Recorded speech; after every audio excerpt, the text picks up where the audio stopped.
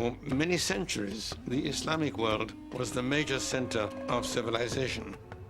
It was in every way the most advanced that the world had yet known.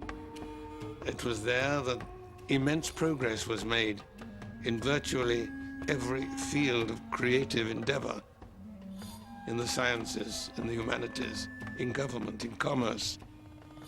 It also had a rather remarkable degree of freedom, vastly better than anything available in Christendom at that time.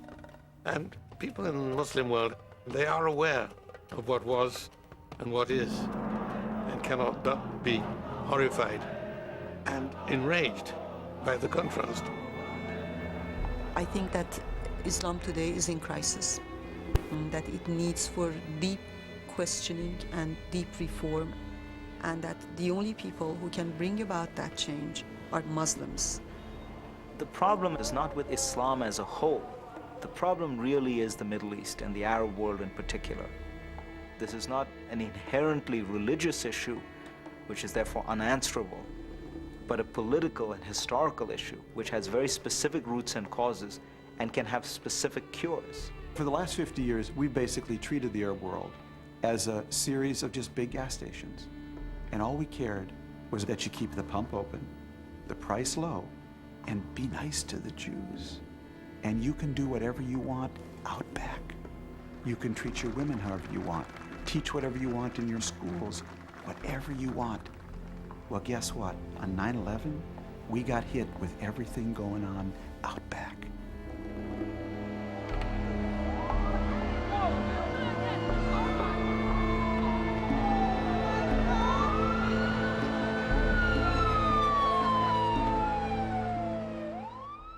Just days after September the 11th, Osama bin Laden recorded a video celebrating the attacks. His message contained one key idea, a justification for terrorism that he and his followers often repeat. He speaks of the humiliation and shame which we, the Muslims, have suffered for more than 80 years. I have no doubt at all that his target audience in the Muslim world knew exactly what he was alluding to. He was alluding to 1918, the end of World War I. In 1918, the Ottoman Empire, the last in a line of great Muslim empires stretching back 13 centuries, was defeated in the course of World War I. They had chosen the wrong side, and they shared the defeat of their partners, Germany and Austria-Hungary. But to them it came in a much worse form. Their state was dismembered, their capital was occupied, their sultan was deposed, their major provinces in Asia were partitioned. Unfortunately, even though most Arabs and Muslims disagree with the terrorist methods used by Osama bin Laden and Al-Qaeda, his message resonates in Arab and Muslim imagination. Many Arabs and Muslims basically tend to believe that the modern Middle East is a Western invention. Its name, its frontiers, its dominant forms of political organizations are all Western attributes. In the years after World War I, the Middle East was largely dominated by Britain and France, and many of its people found themselves citizens of new states, with new Western-style governments, often with rulers chosen primarily for their loyalty to foreigners. The Ottomans lost and the British won, and that meant that it was up to Britain what the Middle East was going to look like. On an empty map, they drew the lines and they created the states and they created the frontiers. The colonial powers, for their own interest, carved the Middle East into countries, many of which did not take into account the facts of culture or history. You take, as an example, the Kurds, who have lived in one community for thousands of years. All of a sudden, after the First World War, they found themselves living in 5 separate countries. Ethnic divisions and deep conflicts were embedded into these new nations, especially in places where antagonistic Sunni and Shiite Muslims were thrown together. The difference between Shiites and Sunnis would have been relevant to what the British were doing if they had come into the Middle East in an effort to genuinely sponsor independence. But the British came with the intention of governing it. And that being so, these were not things that bothered the British. On the contrary, if anything, it was useful that the native populations were divided against one another. It's the old maxim of empire, divide and rule. In the face of Western occupation, riots and revolutions were soon breaking out across the entire region. They wanted to rule themselves, really and truly. They made it very clear, unmistakably clear, they did not want to be ruled by European Christians.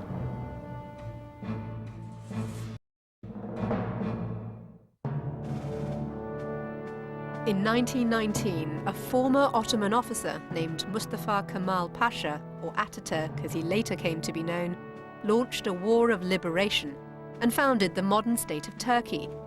But Ataturk did not seek to revive the Islamic empire of the Ottomans.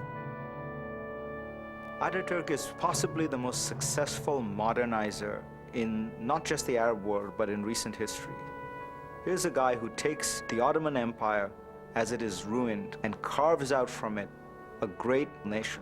And he does it by recognizing that in order to be a modern country, you have to turn your back on the past and you have to learn from the West.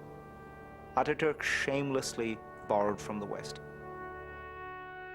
In a series of sweeping reforms, Ataturk changed the written language of Turkey, replacing Arabic script with Roman letters, and imposed Western rules of dress and equality for women. He said, "Our most urgent task today is to catch up with the modern world. We will not catch up with the modern world if we only modernize half the population." Simple, clear, and I think overwhelmingly convincing.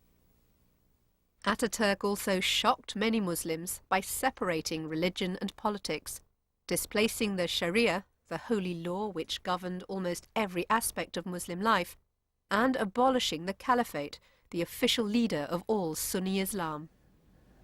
Imagine if Mussolini had delimited the Vatican, forced Italians to write in the Arabic script instead of the Roman script, and forced them to dress in Arab clothing. How would the Catholics have felt? He declared Turkey is a secular republic. There is no state religion. He went even further. He prohibited the teaching of religion in the schools. He prohibited the wearing of religious dress outside the places of worship. It was a very determined effort to secularize society, something which had never happened before in a Muslim country, and still hasn't happened in more than a very few. Ataturk's vision was rejected by most of the Middle East. Faced with the challenges of modernity, many looked to religion, not secularism. In the 1920s, the Arabian Peninsula was unified by a powerful family, the House of Saud, allied with clerics espousing a traditional version of Islam. And in Egypt, modern ideas were attacked by a large underground movement.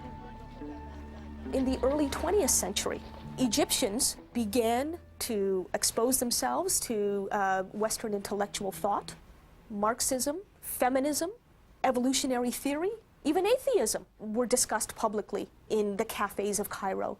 But by the 1920s, thanks to anti-colonial rhetoric and pressures for Arabs to band together in solidarity against the West, these questions faded to a whisper. And at that time, what you saw was the emergence of Al-Qaeda's predecessor, the Muslim Brotherhood. The Society of Muslim Brothers began as a small group of educated Egyptians who were deeply disturbed by the corruptions that colonial leaders were bringing to their land. The line of the Muslim Brothers would run something like this. We were foolish enough to import infidel ways and infidel methods and infidel laws. We betrayed our own heritage. We abandoned the true faith that God gave us, and the result has been disastrous. The remedy, therefore, is to return to the past, not the real past, but a glorified imaginary past. And they were able to win considerable support for this sort of attitude. The Muslim Brotherhood was the single most powerful political movement in Egypt. It was a kind of an umbrella organization that you can divide up into two groups. One group says that Westernization has gone too far. We have to re-Islamicize society, and we should do that by preaching and good works. Another group was more militant and said, no, it's 5 minutes to midnight. True Islam is going to be obliterated if we don't take drastic action. And that means taking control of the state by violence. So they assassinate British officials, assassinate Egyptians who are collaborating with the British, and so forth. Over the ensuing decades, the Muslim Brotherhood would inspire splinter groups and radical imitators across the Islamic world, almost all bearing a similar anger against the new westernizing states, the liberation of women, and the abandonment of Sharia law. Islam stepped in where secular intelligentsia failed. It provided the solutions. It became a very conservative force. They pulled the Arab world backward. The argument of those people was that the West was threatening, reform was threatening the fundamental pillar of the family. Women going out and working with men together, women being educated, the unveiling of women, these were seen as danger. Throughout the Islamic world, women have been oppressed in the name of Allah through a selective reading of the Quran that says, you must wear a veil, otherwise you are not a good Muslim woman. When the reality is that the Quran does not make this mandatory for any women except for Prophet Muhammad's wives.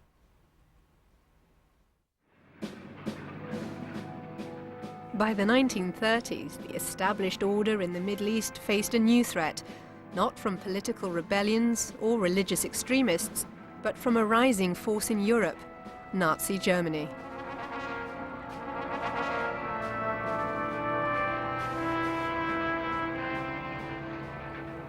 People in the Arab world allied themselves with the fascist powers, in large part because Britain and France were viewed as the colonial occupiers.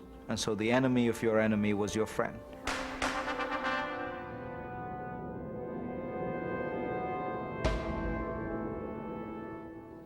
We know now from the German records that the chief mufti of Jerusalem offered his services within weeks of Hitler coming to power. And from 1938 onwards, Nazi Germany became the patron and protector of anti-Western causes. The Nazis benefited from the animosity towards England and France, and from tensions in British Palestine, a largely Muslim region in which England had promised to foster a Jewish national home. And the Nazis tried to profit from this mood, launching massive programs that mixed political propaganda with military support. Anti-Semitism is a fairly recent innovation in the Middle East. There were normal frictions before that, but it didn't become a major factor until the establishment of the Third Reich. Syria, Lebanon became a major base for Nazi activity. They managed to set up a pro-Nazi, pro-Axis regime in Iraq, the Ba'ath Party, which is a clone of the Nazi Party, and has no roots at all in the Islamic or Arab past. This is an importation from Europe. World War II devastated its winners as well as its losers. When the fighting finally stopped, Britain and France lacked both the economic power and the political will to maintain their colonies. And so soon after, many Middle Eastern states were given their independence. What was established after World War I was ended after World War II. The British and the French empires, the mighty infidel powers that had defeated the Islamic armies, dominated Islamic states and countries, all broke up. What took their place?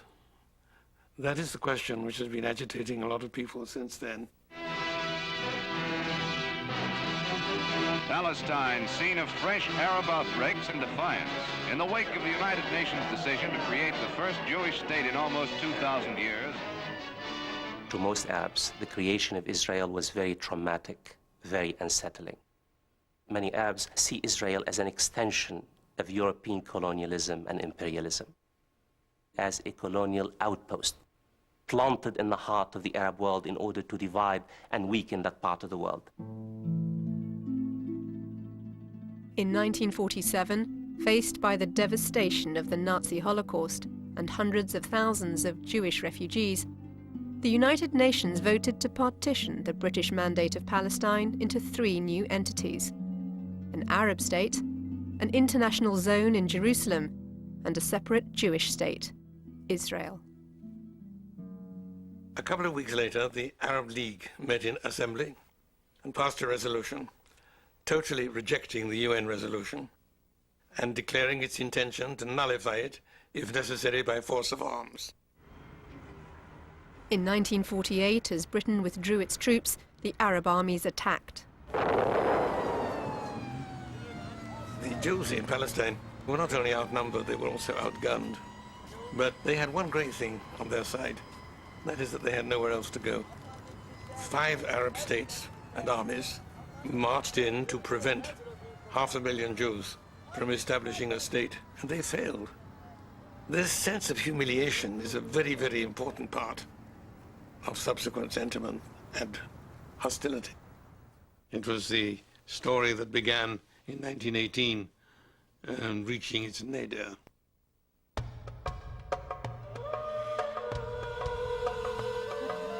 All the heads of Arab governments who participated in the fiasco of 1948 were either deposed or assassinated. In the wake of defeat, a generation of new leaders emerged, and there was a brief period of hope, an opportunity to build new nations in the Middle East free of colonial interference. But these new leaders did not create open societies. Instead, they built repressive autocracies, bonded by animosity towards Israel.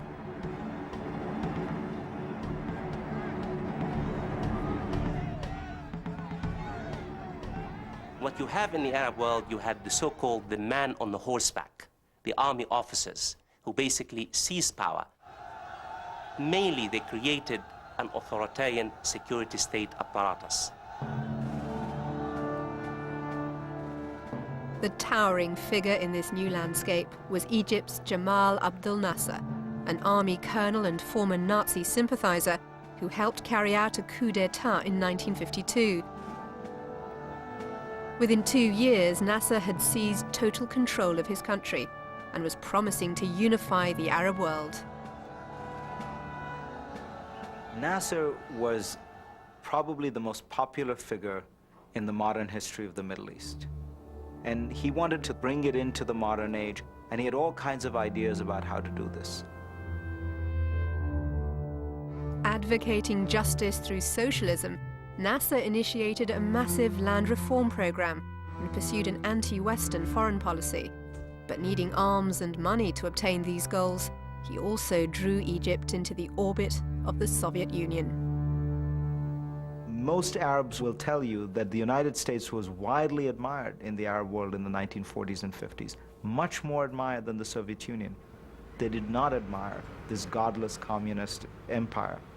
But for reasons of state, the regimes, the dictators allied themselves with the Soviet Union, which proved in the long run to be a disastrous mistake. The Soviets took over the role previously played by the Third Reich as the patron and protector of anti-Western forces. And they played it very well and very successfully, more successfully than the Nazis had done. As the Cold War progressed, Soviet influence expanded across the Middle East through Egypt, Iraq, Syria, and beyond, reshaping political alliances. People seem to forget that the closer relationship between the United States and Israel is a result of the strong Russian penetration of the Arab world. The Soviets were moving in strength, establishing bases, making treaties, and beginning even to direct the foreign policies of Arab countries. And it was then and only then that the United States began to move closer to Israel. Nasser's policies also energized the forces of radical Islam. When seizing power, Nasser had promised to work with the Muslim Brotherhood. But as his regime unfolded, he increasingly marginalized them. Infuriated, the Muslim Brothers made several attempts on Nasser's life, provoking widespread arrests. Nasser put a lot of the Muslim Brothers in jail, and they sat there languishing in jail, and they were confused because they thought that after World War II, if they got the British out of Egypt, that that would solve all the problems, and Egyptian society would naturally go back to its Islamic moorings. But that didn't happen. In prison, many of the Muslim Brothers were executed. But on the street, the movement was growing. By the late 1950s, the Brotherhood had over 500,000 members and had formed an alliance with the United States, which poured in money, hoping to thwart Nasser and contain communism. But Nasser's economic policies were already failing, even with Soviet support. What you get in Egypt, as well as in other countries in the region, is a growing, almost permanent economic crisis. Rapidly increasing population, with no corresponding increase in the means of feeding that population.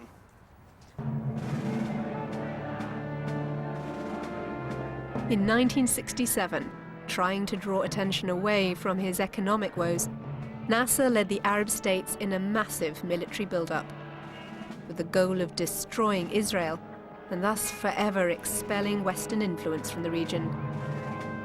In response, Israel launched a preemptive attack, routing the Arab armies and taking control of lands including the West Bank, the Gaza Strip, and Jerusalem. The 1967 war, in which Israel is able to defeat the Arab armies in 6 days, is the great tragedy of modern Arab history, because not only had they not succeeded economically, politically, they couldn't even defeat this tiny country. The defeat of 67 was certainly an encouragement to what we might call fundamentalist Islam. It strengthened their case, saying, you've been doing all the wrong things, this is what it gets you. You try to do things the Western way, and you are defeated and humiliated.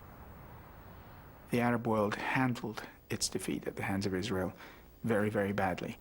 It is out of the ruins of 1967 that emerged the worst dictatorships that the modern Middle East has ever seen.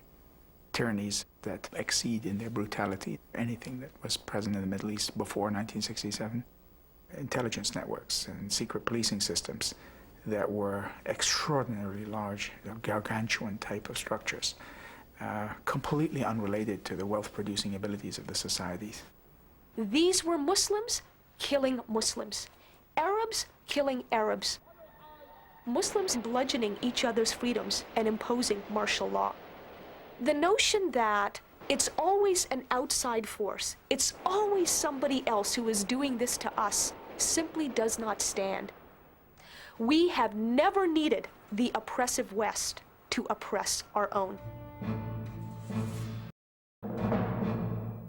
You know, a lot of people have said to me since 9/11, Islam, wow, that's a really angry religion. And my answer is, I don't think so.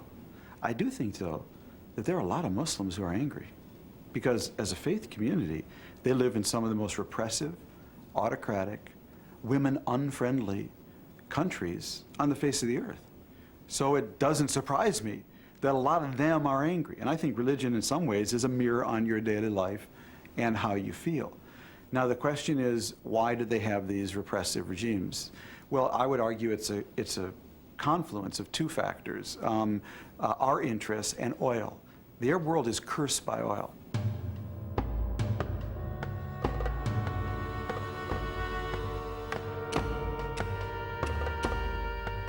Around the early 1970s, oil becomes the liquid gold. All of a sudden, you don't need to modernize your society. All you have to do is drill a hole in the ground, get the oil out, and sell it.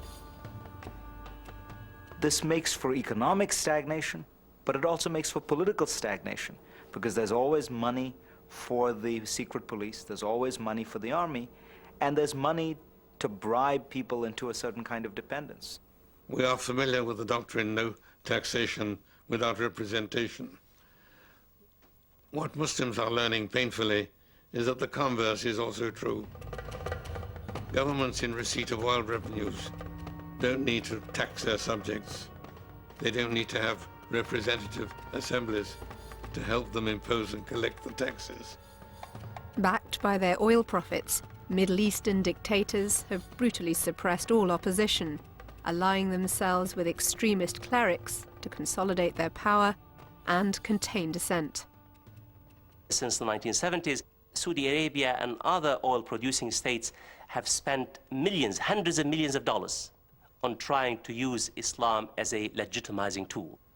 And this has done a great deal of damage to Arab society, because Saudi Arabia does not really want to invest in secular forces, in liberal forces. It has a particular vision, a particular agenda, a particular program. And Islamists basically fit that particular agenda, that particular vision. In Saudi Arabia, oil money has empowered an extremely intolerant version of Islam, Wahhabism, the chosen faith of the Saudi royal family. The Wahhabis believe that all reformers and modernizers are legitimate targets of violent jihad. An inherent part of Wahhabism is to preach a jihadist philosophy. To even call it a philosophy is overly charitable, because it is a Spartan, very arid type of faith. You have your rules, they are cruel rules, you violate them, you're a dead woman or you're a dead man. Imagine that the Ku Klux Klan or some such organization manages to get control of all the oil of Texas and uses the proceeds of Texas oil to establish a network of well-endowed schools and colleges all over Christendom and beyond, peddling their very peculiar brand of Christianity. That would give you some equivalent, a rather pale equivalent, of what has happened in the Islamic world. Over the last 3 decades, Wahhabi influence has extended well beyond the boundaries of Saudi Arabia through madrasas, charities, camps, and social organizations. If you wanted money for an Islamic center in Indonesia, you got the money from the Saudi government or a Saudi charity, but it meant you had to either employ a Wahhabi preacher or accept the Wahhabi idea. And this has created a kind of globalization of Wahhabi Islam. One result of the Wahhabi point of view is that it has resulted in a sense that, no, there's only one correct view. The other views are all heretical. 40 years ago, the Islam you would have seen around the world was an Islam that was very tolerant, capable of mixing with local cultures, tolerant of modernity, tolerant of the role of women in modern societies. And then you began to see the rise of this Wahhabi influence. People saying, no, you need something that's pure. Osama bin Laden was brought up within the Wahhabi doctrine. Some members of the Saudi royal family and Saudi charities allegedly fund Al-Qaeda, Hamas, and other terrorist organizations. And their clerics have reinterpreted the holy law of Islam, leading many Muslims to believe that terrorism is mandated by the Quran. The holy law of Islam excludes terrorism in any form. It is clearly and strongly and overwhelmingly against suicide. It is a mortal sin for which there is no forgiveness. Even if a man has lived a life of unremitting virtue, if he kills himself, he forfeits paradise and goes straight to hell. Now, the Wahhabis lay down that you may commit suicide provided you take a sufficient number of the infidels with you.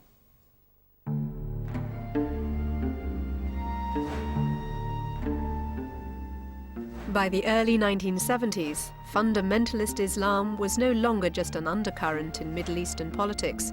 It was seen by many as the only viable alternative to the region's tyrannical rulers.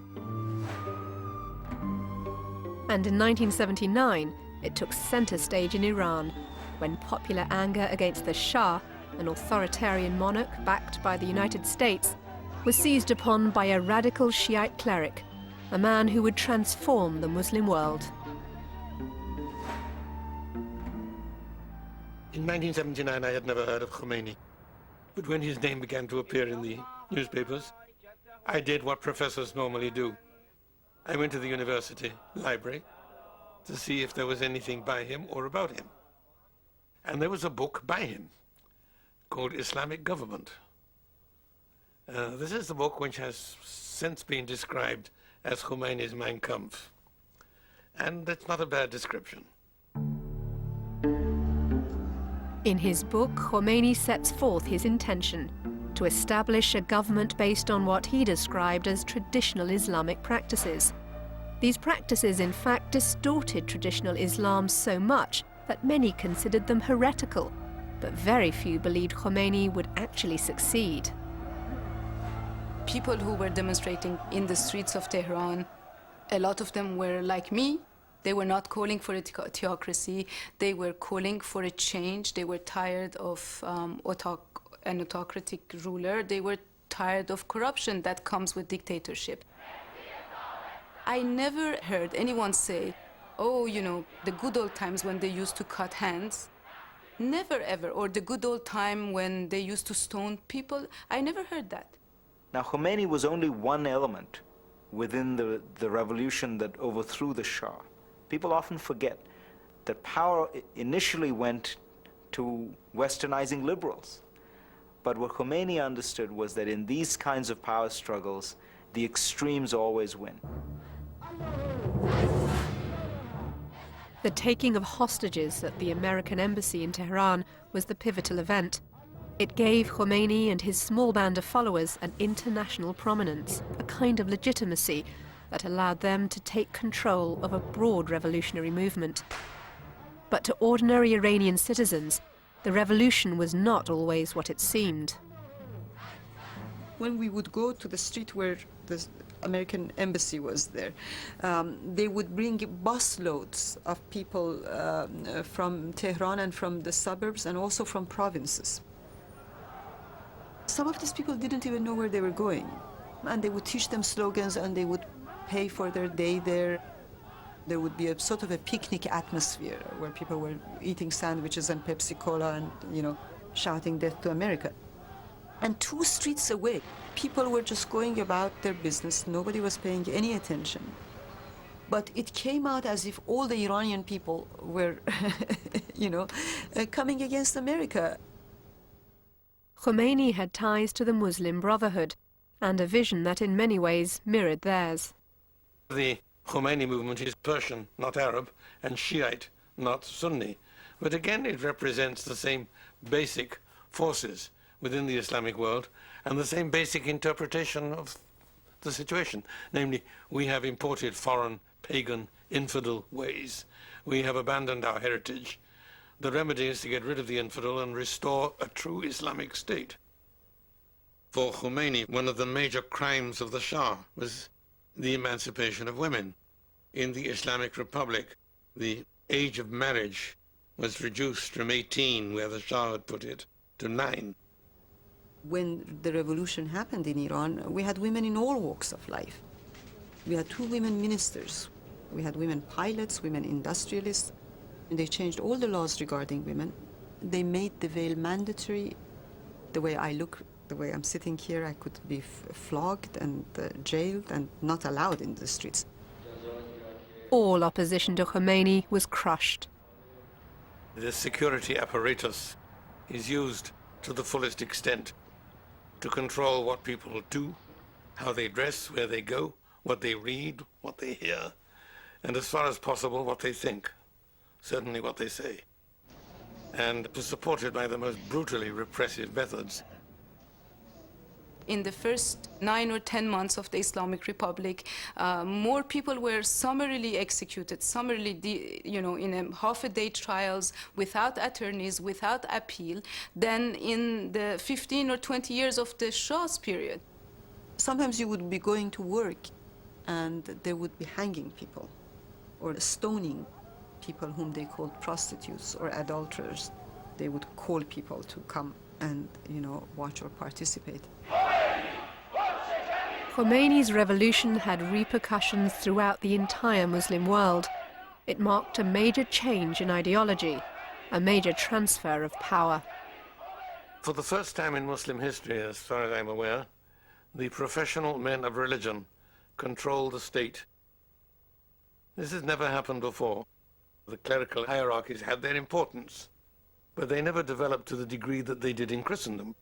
Now, for the first time in Islam, they have the functional equivalent of a pope, a college of cardinals, a bench of bishops, and above all, an inquisition. Khomeini, in a way, invents modern Islamic fundamentalism, by which I mean there have been strands of Islamic fundamentalism around for 100 years. But what Khomeini does is he gives it political teeth. The Iranian Revolution encouraged radical Islam around the world, but especially in the Middle East. In Saudi Arabia, extremists violently seized the Great Mosque in Mecca. And in Egypt, radicals tried to usher in an Islamic theocracy by assassinating President Anwar Sadat, the hand-picked successor of the great modernizer Jamal Abdel Nasser. Sadat had not only pursued peace with Israel, he had labeled Khomeini a lunatic, offered safe haven to the Shah, and curtailed the holy law of Islam.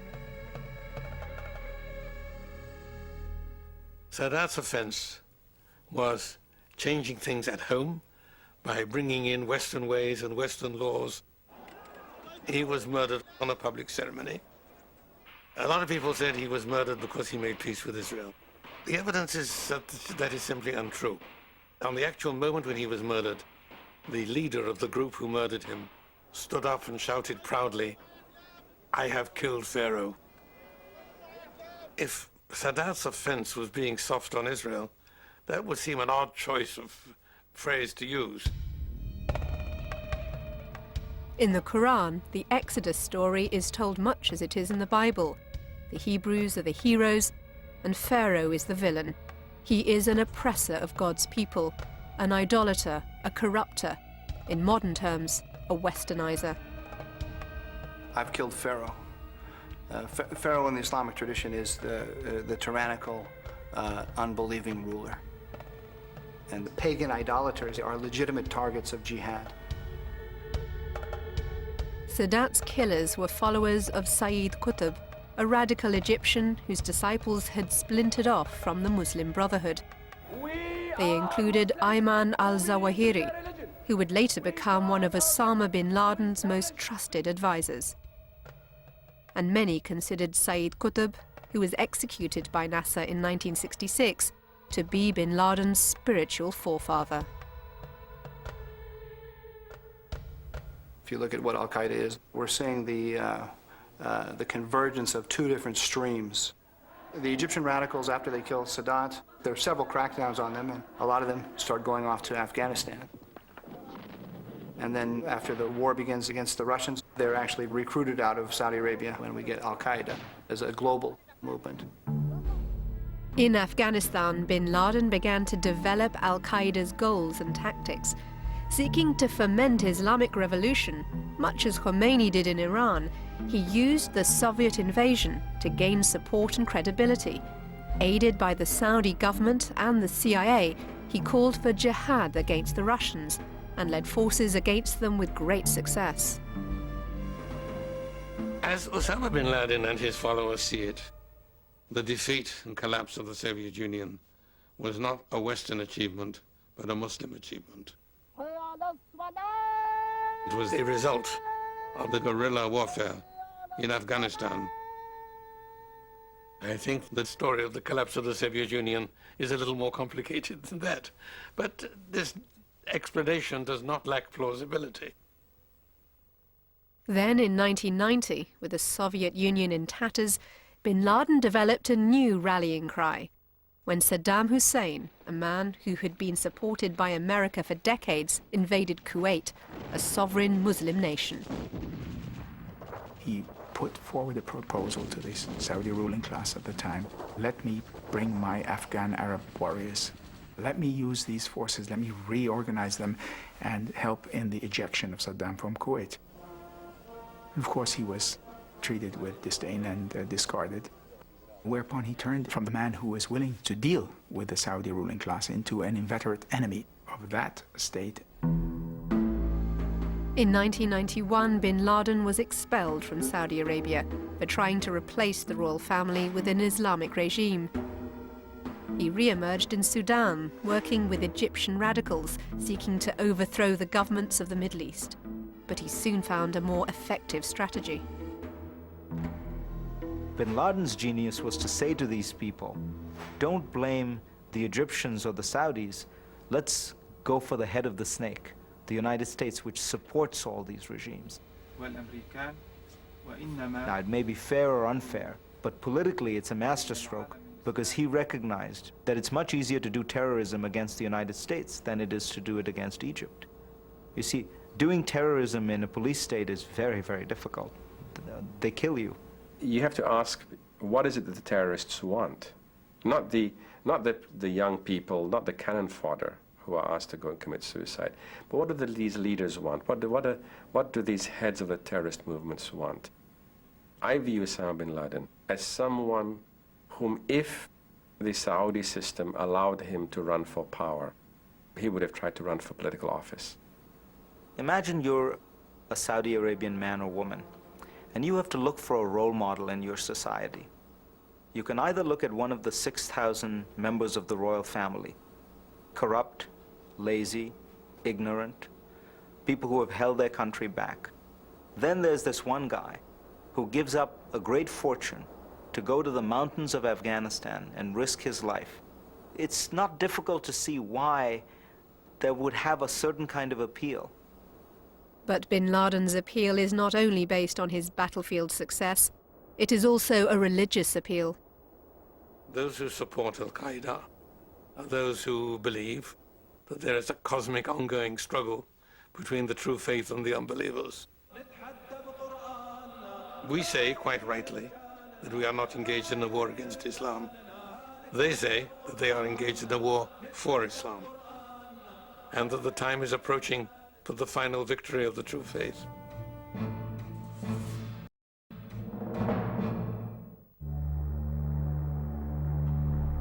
Al-Qaeda does not represent mainstream Islam, but it does constitute a significant stream within Islamic fundamentalism, and its leaders have attracted supporters by continually referring to the many grievances that have animated Islamic politics in the last century.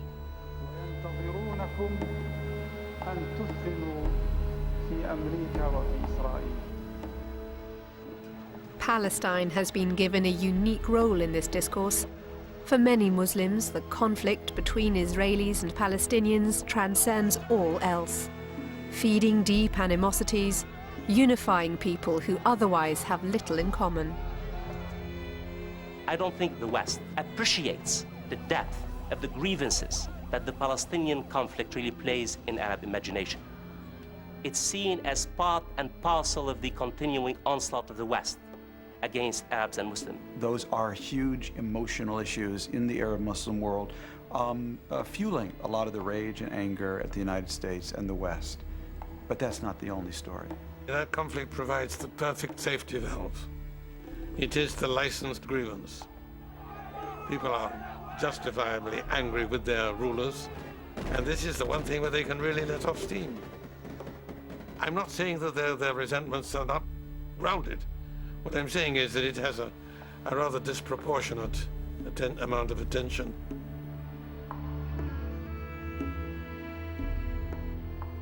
What America has to ask itself is, can it do something to get at the root cause of 9/11? And by root cause, I don't mean poverty or something generic like that. I mean the frustration and political extremism that has developed in the Arab world. Can we help reform the Arab world? If we don't do that, you're likely to see the same cesspool of stagnation from which Osama bin Laden came. And if bin Laden is gotten rid of and Al-Qaeda is destroyed, some other similar organization will come up. After September the 11th, America led an invasion of Afghanistan and then invaded Iraq in what has turned out to be a controversial effort to thwart terrorism and plant the seeds of democracy in the region. This part of the world didn't get in this whole in one generation, it's not going to get out of it in one generation. Our objective in Iraq, should be decent government. Give me 2 generations in Iraq who grow up in just a decent atmosphere, and I'll start to give you civil society and a different Middle East. I think the challenge facing Arabs and Muslims is how to separate the idea of constitutionalism and democracy from the idea of Western colonialism. How do you link democracy, liberalism, human rights from that terrible face in relation between the Arab-Muslim world and the West? There is a conception and a misconception, I suggest, in the West that Islam equals anti-democracy, that Islam is only a fascist type of a regime. However, fascism can exist in any kind of a system. Islam itself is fundamentally anti-fascistic because its ideas are one of universal brotherhood, of caring for your fellow human being, and for worshiping God, and for human freedoms. What do people want in the Middle East? What do people want anywhere in the world? They want to be treated with dignity, with respect. Respect. The word respect is very important for people who have been humiliated for so long. We become mature through accepting responsibility and understanding that we're accountable. That doesn't mean exonerating others, but it means that the first thing that we need to do is to start being accountable and to start going over our own histories. By now, and there is no doubt at all among people in the Islamic world, that things have gone badly wrong. They tried military methods and all they got was bigger and better defeats. They tried constitutional government and they got Nazi-style tyrannies. They tried socialism and they got a string of broken down economies and an economic level which is among the worst in the world. So how do you react to this? Well, basically there have been 2 reactions in the Muslim world. One reaction is that of the religious extremists and fundamentalists. It would run something like this. For hundreds of years now, we have been aping the ways of the West, and the remedy, therefore, is to return to the past. That was the doctrine of the Islamic Revolution in Iran, of Khomeini and of his successors and followers. That was the doctrine of the murderers of President Sadat in Egypt, the doctrine of Al-Qaeda and of Osama bin Laden. There are others who believe that what they suffered from is not excessive modernization, but insufficient and inept modernization. The way to go is to take the best elements from the West, marry them to the best elements from their own cultural traditions, and try to move forward that way. If they succeed, the Middle East will be able, once again, to be a major center of civilization, of achievement and progress. I believe that it is possible. I hope it happens.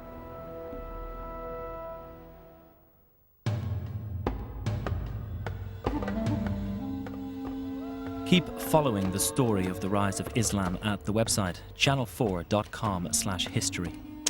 Monday night at 9, the man who predicted 9/11 and saved 2,700 lives in the process. Details in a sec.